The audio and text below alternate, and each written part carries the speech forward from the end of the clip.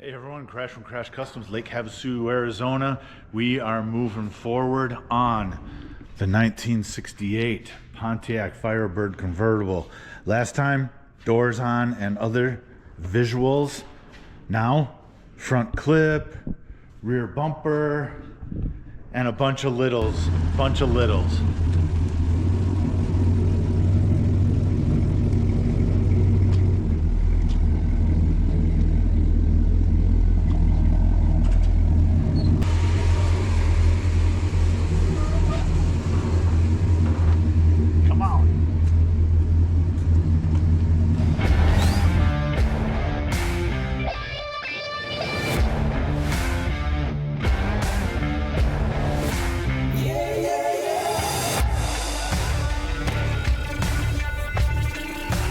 Putting the brand new bumper with the brand new brackets onto the Firebird, and I decided to run the bolts through just to make sure, double check everything, right?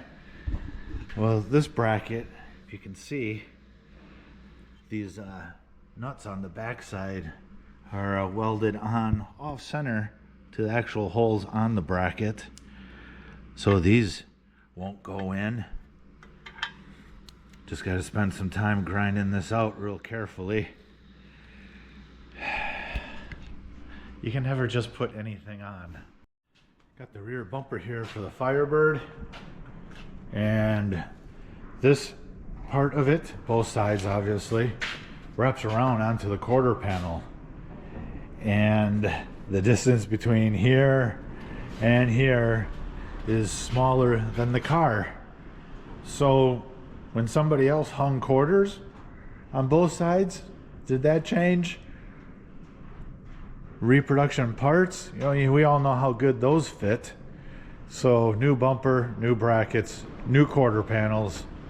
Anyways, I got to make the bumper wider. Right here. Hydraulic. Nice jack. Boom. Jerking around with this bumper, making it wider, and these center bracket holes don't really line up to the car, the holes that are on the car. So loosened them up, looked at them. They sit like this, right? These square holes, I don't know if you can tell, I mean, it seems obvious. They barely have a perimeter edge to grab. So, and the other one, you can see where that one's at compared to this one. Man, you don't need a micrometer to look at that and go, that's off.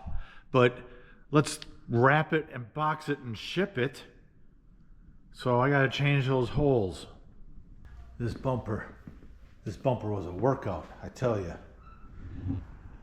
Had to widen it with the Porta Power to do the wraparound on it, and pretty much all the brackets, 4 brackets, well really 5 brackets because there's a one in the license plate here.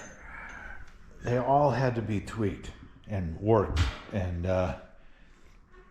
modified for better adjustment, but whatever, that's how it goes.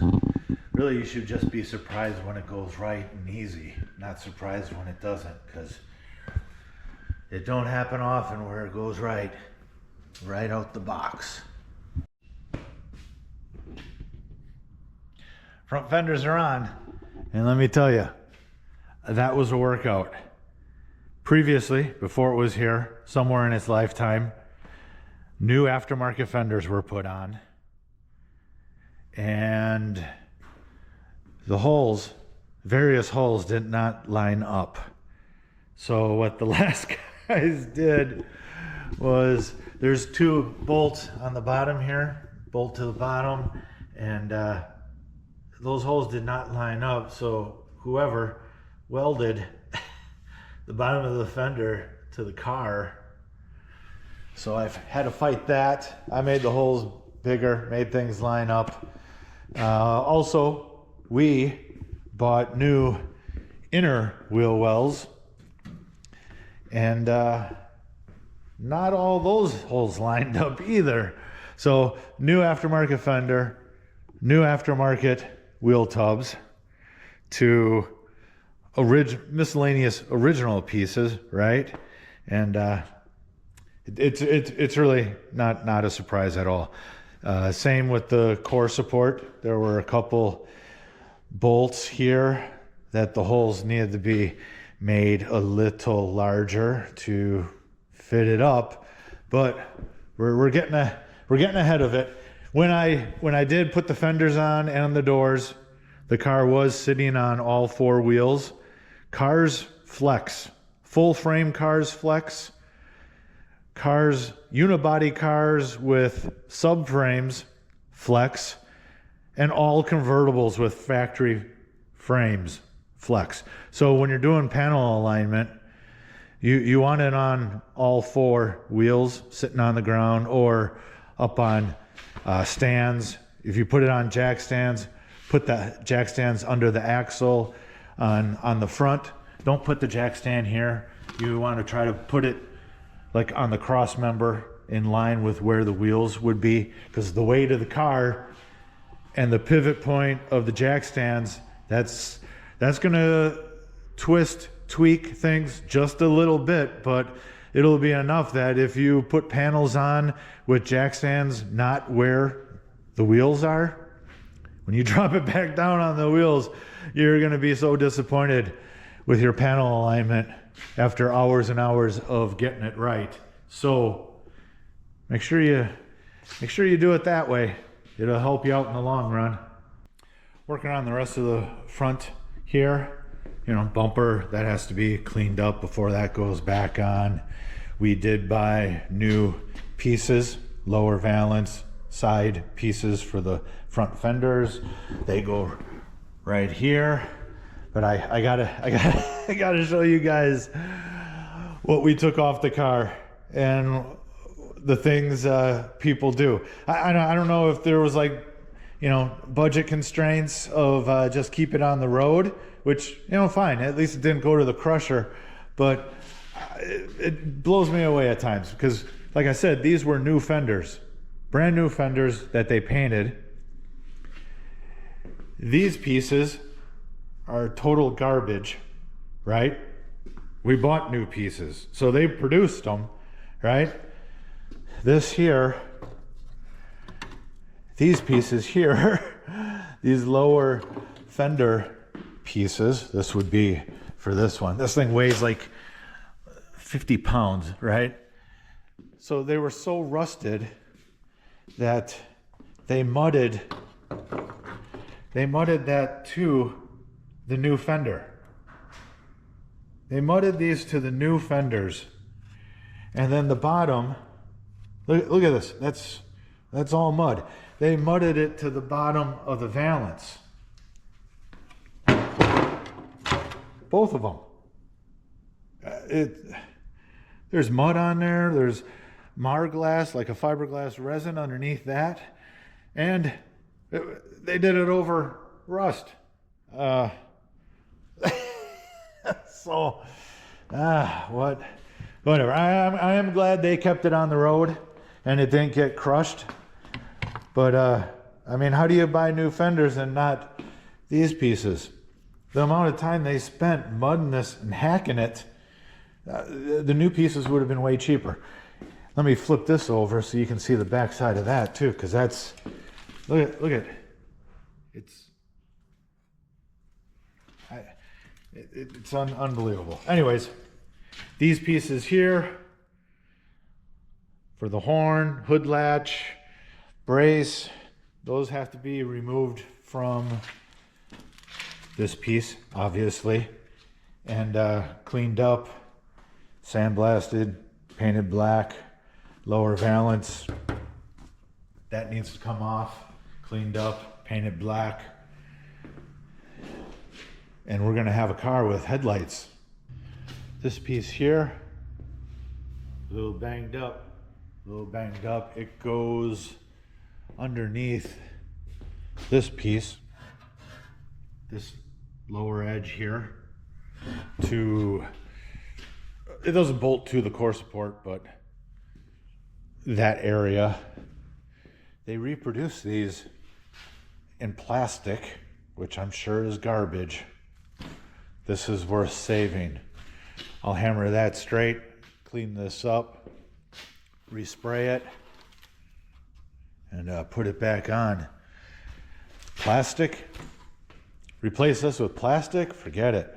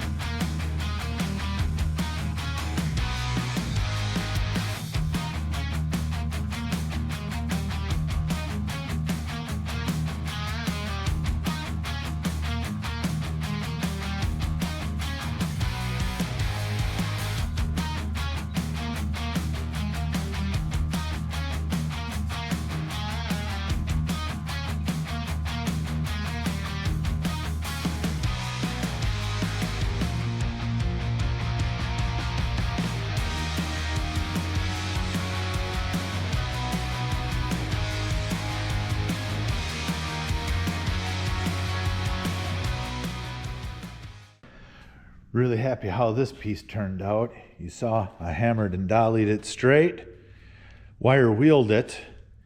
It was pitted and had, surface rust. So I cleaned that up. Before I sprayed this on it, I treated it with this rust converter. Had real good luck with this in the past. This is what I used to spray it. Bed liner out of a can, obviously. Works real good. I really like I like the texture. It fills the pits, you can see it was rust pitted, but you can't tell it is now. And this is a lower piece, lower valance area right here. It's gonna get chipped up or it's gonna hit stones. You know what I mean? So the bed liner is gonna be nice and strong.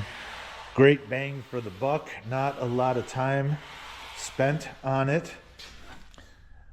But if you're using this spray can stuff and you're doing small pieces here and there, this tip really plugs up super easy. Even if you turn it upside down, to clear it, like internally inside this, something happens and it gets jammed up. If you're buying it and doing a whole bed and using it all in one shot, it probably won't matter. But I was messing with the tip. You can see it kind of exploded on me. But what I found is old lacquer thinner. Just dip it in there for a while and it cleans it all out and you can use the rest of the can. More assembly on the 68 Firebird convertible. Big pieces like the hood, bumper, grill assembly, cross braces, right?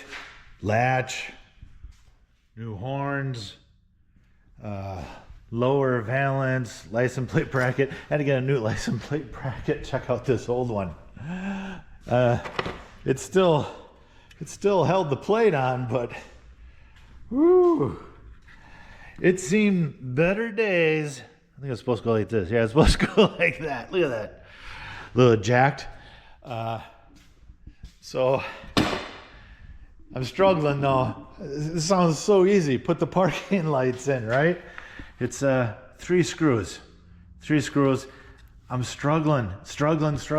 Like it's the first time I ever held a screwdriver. So I still have the original valance, which was beat.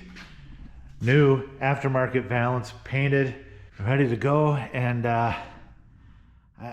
you probably can't tell from here, but I had to grab the old one. I'm like, I'm struggling, right? And I'm thinking this cannot be what I think it's gonna be. There's the measurement of the original opening, right? Let me show you the measurement of the new opening. Can you? That's way more than just an eighth.